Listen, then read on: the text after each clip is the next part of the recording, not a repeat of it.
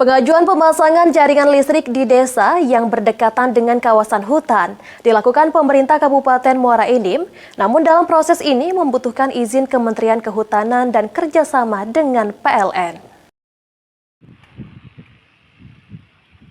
Saat ini, pemerintah Kabupaten Muara Enim sedang mengupayakan listrik masuk desa sebagai fasilitas masyarakat yang berada di desa-desa kecil di wilayah Kabupaten Muara Enim. Jaringan listrik juga diupayakan bisa masuk di desa yang dekat dengan kawasan hutan dan hutan lindung.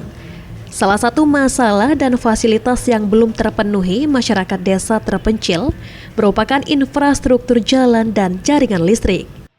Bupati Muara Enim, Edison, menyampaikan kalau pihaknya sudah mengupayakan jaringan listrik PLN bagi desa yang berdekatan dengan hutan.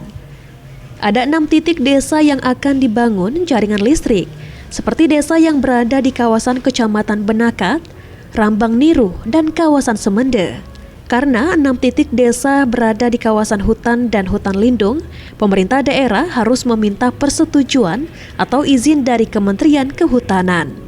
Selain itu, butuh kerjasama dengan PLN agar bisa secara permanen dibangun jaringan listrik masuk desa. Kampung masyarakat ini kan ada dalam peta kawasan kehutanan. Nah, mereka selama ini itu tidak terjangkau oleh terutama jalan ya, atau termasuk di dalamnya jaringan listrik, karena harus memerlukan perizinan dari Kementerian Kehutanan.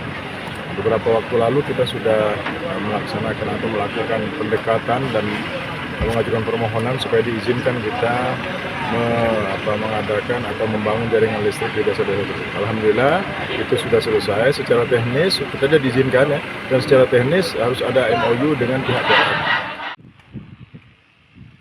Beberapa waktu ke depan akan dilakukan kerjasama antara pemerintah Kabupaten Muara Enim dan PLN untuk bisa menjangkau jaringan listrik bagi masyarakat desa.